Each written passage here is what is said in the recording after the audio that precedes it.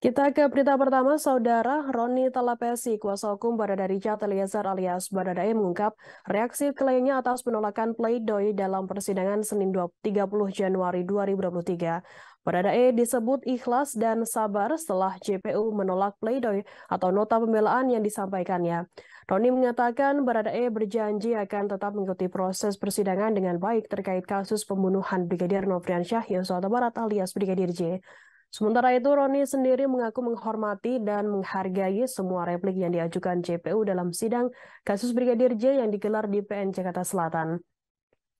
Meski pledoi Eliezer ditolak oleh JPU dalam replik, Roni menyebut pihaknya tetap akan memperjuangkan. Pasalnya, pekan depan Roni bersama Baradae akan menjawab replik yang diajukan oleh JPU kepada majelis hakim.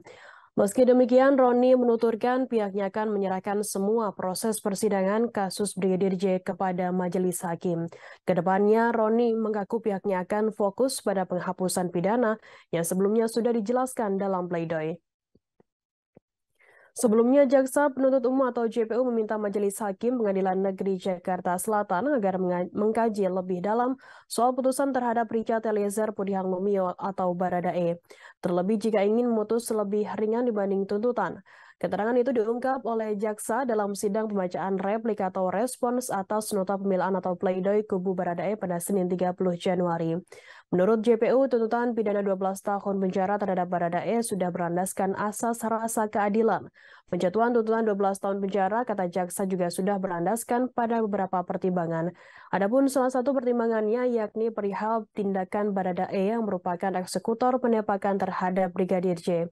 Sehingga berdasarkan hal tersebut, JPU menuntut terdakwa Baradae kurungan penjara 12 tahun. Tak hanya soal tindakan, pertimbangan lain yakni soal kejujuran Baradae dalam mengungkap kasus tersebut juga dikedepankan oleh Jaksa Penuntut Umum. Sehingga tuntutan 12 tahun penjara terhadap Baradae dinilai jaksa sudah memiliki dasar hukum. Namun di sisi lain, JPU mengakui adanya dilema dalam penuntutan Barada Richard Eliezer Pudihang Lumiu dalam perkara dugaan pembunuhan berencana Brigadir J. Dilema itu disebut JPU berkaitan dengan posisi Baradae sebagai eksekutor dan saksi pelaku yang bekerja sama membongkar peristiwa penembakan Brigadir J. Meski demikian, tim JPU telah melayangkan tuntutan penjara 12 tahun terhadap Baradae. Tuntutan itu diklaim JPU telah mempertimbangkan sikap jujur Baradae selama proses persidangan. Oleh sebab itu, tim JPU menilai bahwa tuntutan yang dilayangkan sudah adil. Sebagai informasi, tuntutan 12 tahun penjara yang dijatuhkan jaksa kepada Baradae menuai pro kontra. Sebab tuntutan itu dinilai terlalu tinggi untuk Baradae yang mendapatkan rekomendasi sebagai justice kolaborator dari LPSK. Bahkan beberapa pihak melayangkan kecaman agar Majelis Hakim PN Jakarta Selatan dapat menjatuhkan vonis lebih rendah dari tuntutan tersebut.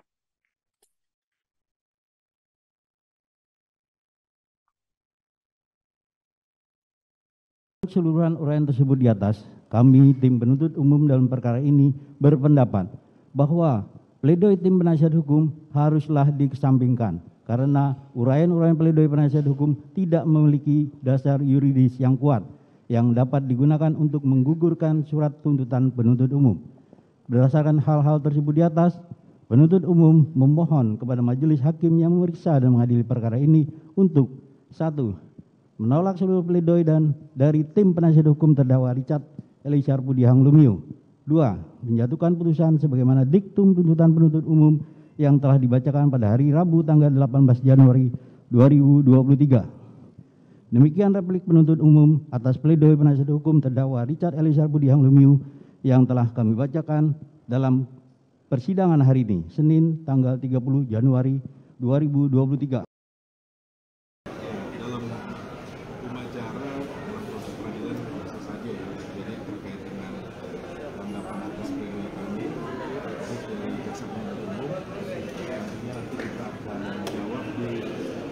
Publik jadi terkait dengan disampaikan oleh jaksa penuntut umum, kami punya pendapat berbeda. Makanya nanti dapat kita jawab nanti.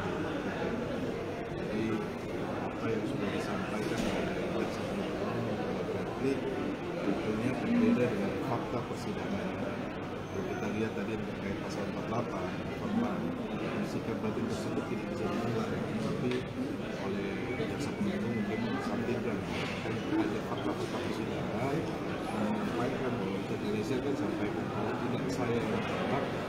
jaksa yang kemudian itu kan sebenarnya fakta persidangan, tapi yang disaksikan oleh jaksa penuntut. Kita hormati, kita hargai atas statement yang dilakukan oleh jaksa penuntut umum, nanti kita akan jawab.